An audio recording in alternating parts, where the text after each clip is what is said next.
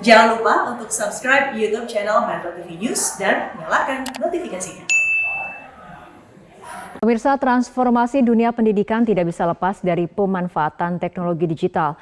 Dengan maksimalisasi teknologi digital, diyakini transformasi sistem pendidikan yang lebih baik dan berkelanjutan dapat tercapai.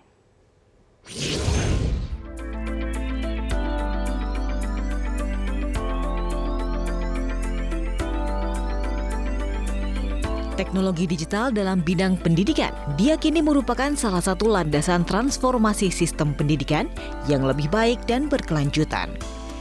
Menteri Pendidikan dan Kebudayaan Nasional Nadiem Makarim dalam pertemuan kedua Education Working Group G20 mengusung terobosan program Merdeka Belajar sebagai basis dalam pengembangan teknologi digital untuk meraih tujuan tersebut.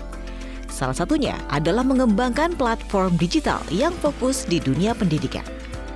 Our platforms are predominantly focusing on enabling and empowering the principal and the teachers in order to unleash their potential. We're building a platform where teachers can share and learn from each other as much as they can learn from us in the ministry. We're building platforms where they can take modular courses at their own time to level up their capability. Juru bicara Presidensi G20 Indonesia Maudy Ayunda menyebut program digitalisasi dalam dunia pendidikan juga harus diimbangi dengan peningkatan kompetensi tenaga pendidik, khususnya di bidang penguasaan teknologi komunikasi dan informasi. Program digitalisasi sekolah perlu diimbangi dengan peningkatan kompetensi guru, khususnya di bidang penguasaan teknologi informasi dan komunikasi. Guru yang kompeten dalam mengoperasikan teknologi pendidikan pastinya mampu mempercepat terciptanya sumber daya manusia Indonesia yang unggul. Iwan Syahril, Chair of G20 at WG 2022 menegaskan, Kemendikbudristek juga menekankan bahwa Indonesia melalui pemanfaatan teknologi digital memiliki visi melihat ke masa depan dan tidak ingin hanya mengejar ketertinggalan. Nah, semangat inilah yang kemudian kita jadikan sebagai inspirasi dan juga mengingatkan kepada kita sendiri sebagai komitmen bangsa Indonesia untuk terus berpartisipasi secara aktif dalam upaya secara global untuk memastikan pendidikan yang berkualitas, yang merata, yang inklusif, dan mendorong untuk kesempatan belajar sepanjang hayat. Maksimalisasi teknologi digital dalam bidang pendidikan menjadi salah satu agenda prioritas Education Working Group G20. Selain pendidikan berkualitas untuk semua, solidaritas dan kemitraan, serta masa depan dunia kerja pasca COVID-19. Transformasi pendidikan Indonesia melalui 4 hal tersebut menjadi dasar agenda prioritas bidang pendidikan G20. Tim Liputan Metro TV. Pemirsa, apa saja agenda di bidang pendidikan yang akan diangkat Indonesia sebagai presidensi G20? Kita akan membahasnya bersama Dirjen Guru dan Tenaga Kependidikan Kemendikbudristek Bapak Iwan Syahril dan staf sus Kemenkominfo Bapak Dedi Permadi. Selamat malam Bapak-Bapak. Selamat malam Mbak Fitri, apa kabar? Baik, kita ke Pak Iwan terlebih dahulu. Pak Iwan, apa sebetulnya manfaat presidensi G20 bagi Indonesia dalam hal sektor pendidikan?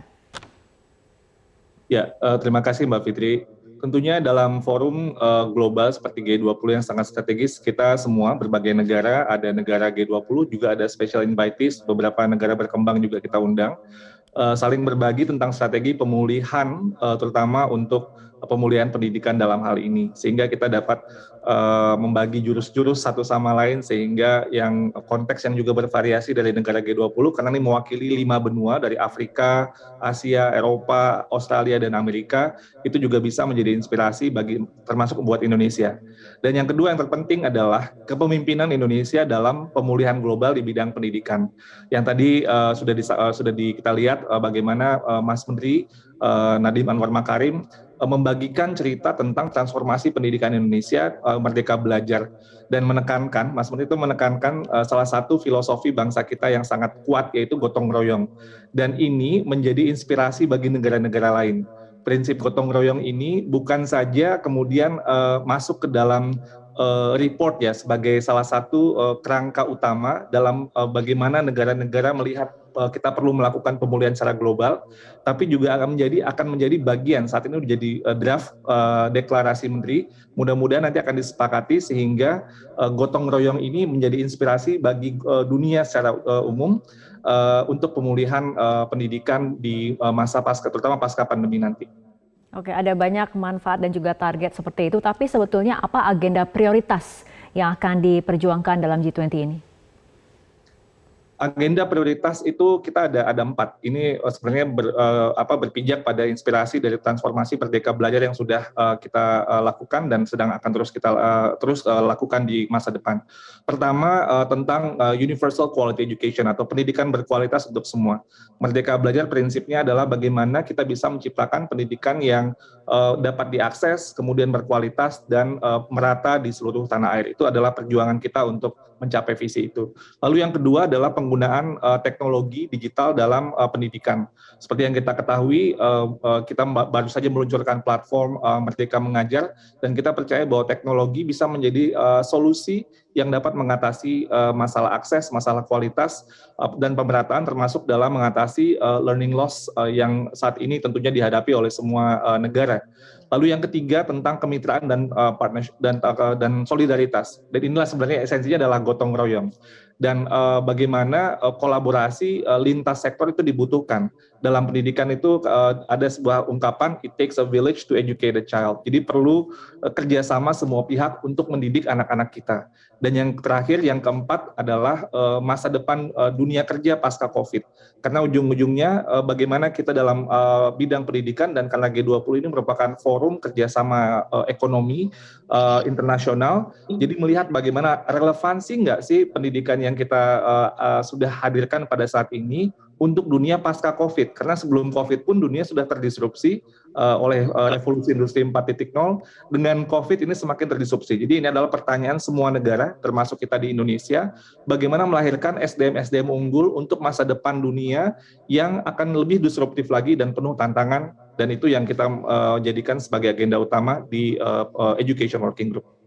Oke, Pak Iwan tadi dalam agenda prioritas sempat menyebut mengenai penggunaan teknologi digital. Nah, Pak Dedi, dalam hal transformasi digital, Kominfo memiliki program literasi dan keterampilan digital. Ini bagaimana progresnya saat ini?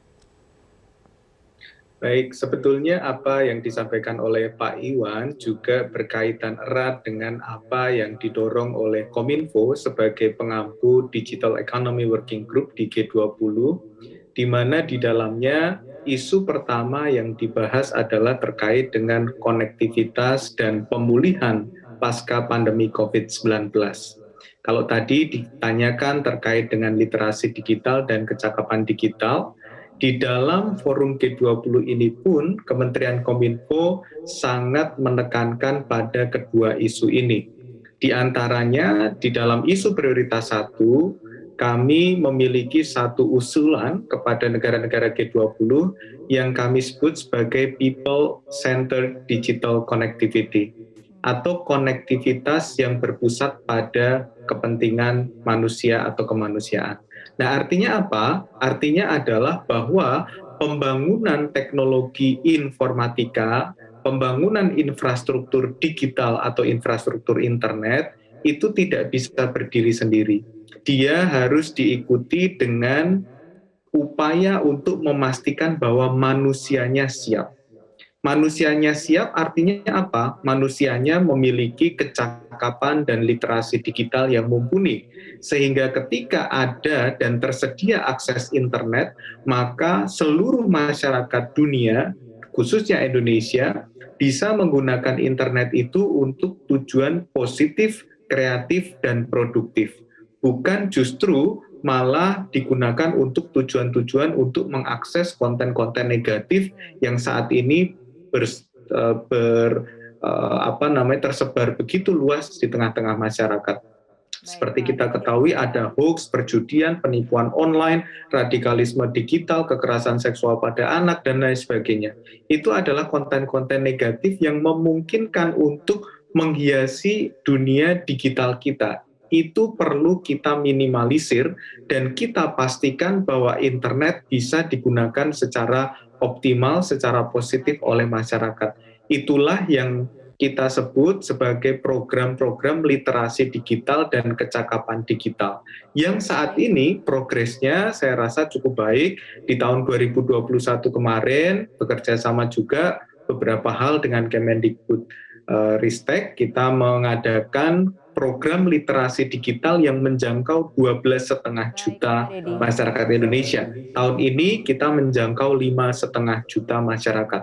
Karena literasi digital ini dibutuhkan mulai dari anak-anak sampai dengan ibu-ibu, bapak-bapak. Kita tahu ada yang namanya digital parenting. Bagaimana orang tua bijak di era digital. Bagaimana kita memastikan anak kita tidak ketergantungan gawai, di mana survei membuktikan bahwa 1 dari 6 anak kita ada kecenderungan mengalami ketergantungan kepada gadget ataupun game online dan lain sebagainya. Oke, kita akan bahas lebih mendalam lagi mengenai program yang dimiliki oleh Kominfo, bagaimana sinerginya nanti dengan sektor pendidikan, dalam hal ini Kemendikbud Ristek. Nah, kita akan bahas, tapi kita ikuti jeda berikut terlebih dahulu. Didukung oleh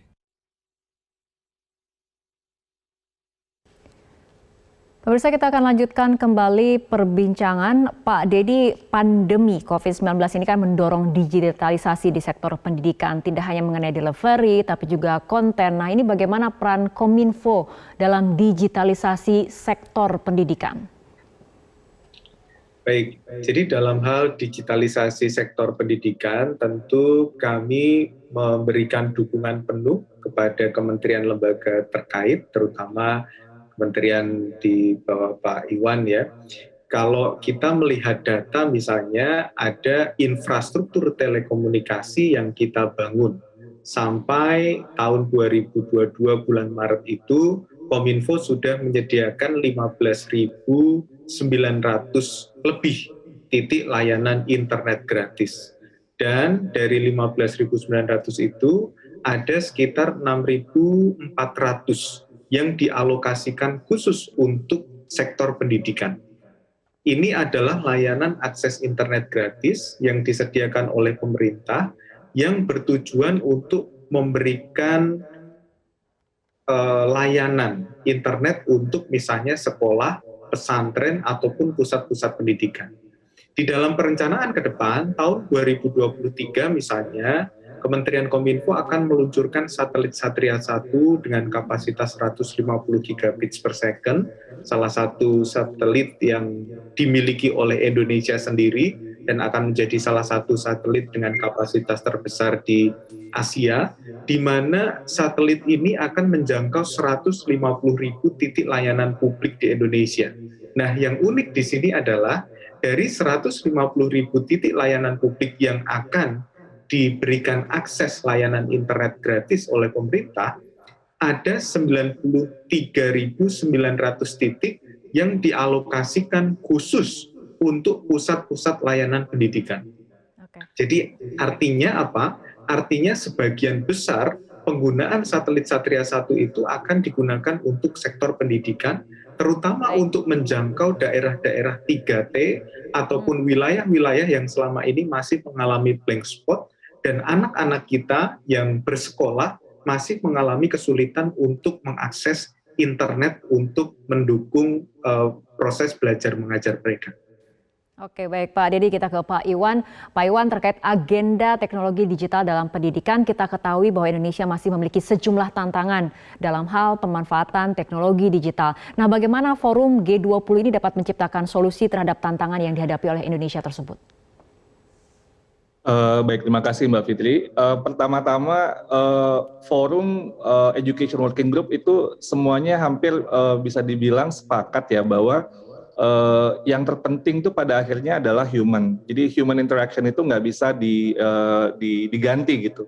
Jadi memang ada hal-hal yang bisa diakselerasi dengan teknologi digital, tapi sebenarnya esensi dari sebuah proses pendidikan tetap mengutamakan interaksi terutama antara guru dengan muridnya. Itu menjadi hal yang penting, bahkan untuk negara-negara maju yang secara teknologi pun juga sudah jauh lebih maju dari negara yang lain. Lalu yang tadi sudah disampaikan oleh Pak Dedi, memang kita memerlukan sebuah kerangka bagaimana kita bisa untuk memanfaatkan teknologi digital dengan baik, dengan positif, dengan produktif.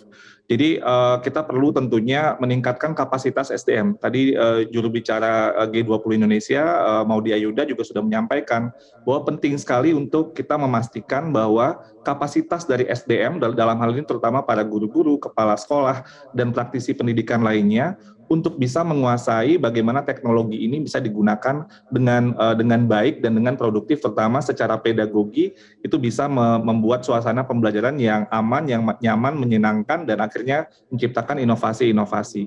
Dan juga tentunya dukungan infrastruktur dan sistem yang juga IT yang bagus ya.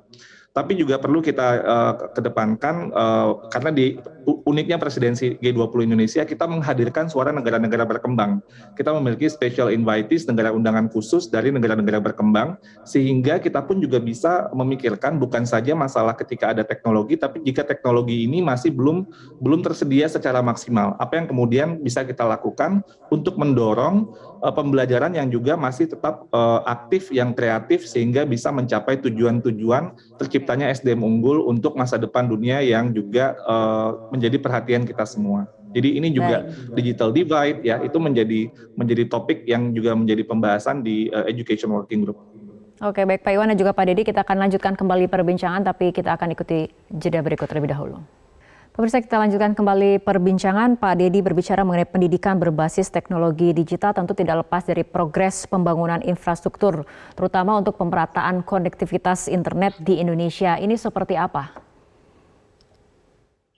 Baik, jadi kita saat ini sedang memfokuskan pada 3 hal. Yang pertama di level backbone atau jaringan tulang punggung, Kementerian Kominfo sedang fokus pada sekitar 12.000 kilometer palaparing integrasi untuk mengoptimalkan utilisasi dari palaparing yang saat ini sudah kita miliki. Yang kedua adalah kita juga fokus pada penyelesaian peluncuran satelit Satria 1 seperti tadi sudah saya sampaikan, dan insya Allah ini akan diluncurkan pada kuartal 3 tahun 2023, sehingga 90.000 lebih titik layanan publik di sektor pendidikan itu bisa terlayani dengan baik. Dan yang terakhir adalah fokus pemerintah pada 12.548 desa dan kelurahan yang belum memiliki koneksi internet 4G. Ini sangat penting untuk memastikan bahwa setiap anak bangsa, terutama di daerah 3T, daerah tertinggal, mereka mendapatkan layanan dan akses internet, terutama untuk mengakses pendidikan yang merata dan inklusif. Oke, itu tadi adalah dari Pak Dedi dari segi pembangunan infrastruktur yang kemudian saat ini dikerjakan oleh Kominfo. Dari Kemendikbudristek sendiri seperti apa, terutama dari untuk memaksimalisasi teknologi digital sehingga kemudian transformasi pendidikan ini bisa lebih baik dan juga berkelanjutan, Pak Iwan? Ya, seperti yang tadi sudah disampaikan juga oleh Pak Dedi, kita percaya bahwa teknologi digital ini bisa menjadi sebuah terobosan, kalau istilahnya ini game changer ya, untuk banyak hal. Jadi untuk peningkatan akses, peningkatan kualitas, dan juga pemerataan. Karena untuk negara seperti Indonesia, kita memang memiliki tantangan yang luar biasa secara geografi. Tapi dengan teknologi kita yakin kita bisa menjangkau lebih banyak murid-murid, guru-guru, sekolah-sekolah, dan juga mempercepat terjadinya akselerasi pemerataan pendidikan yang berkualitas. Namun pada saat yang sama dalam hal pendidikan kita juga tetap perlu ingat bahwa pendidikan itu tentang human interaction, interaksi antara manusia-manusianya. Sehingga teknologi tetap merupakan sebagai alat, tapi yang terpenting dalam sistem pendidikan adalah bagaimana manusianya bisa saling berinteraksi. Jadi pada akhirnya coexist atau hidup bersama antara sistem yang menggunakan teknologi, tapi juga pada saat yang bersamaan juga bagaimana pendidikan yang tatap muka atau luring ini juga kita harus kedepankan sehingga ini bisa membuat sebuah inovasi dalam pembelajaran. Kita yakin dengan semangat gotong royong bahwa Indonesia bersama negara-negara sahabat di G20 akan terus bekerja sama untuk menciptakan sebuah inovasi dan reimajinasi sistem pendidikan yang menghadirkan pendidikan yang lebih berkualitas yang dapat dirasakan oleh semua kalangan secara merata. Itu yang menjadi harapan kita semua. Terima kasih Pak Iwan dan juga Pak Dedi telah berbincang bersama kami dalam Prime Time News untuk malam hari ini.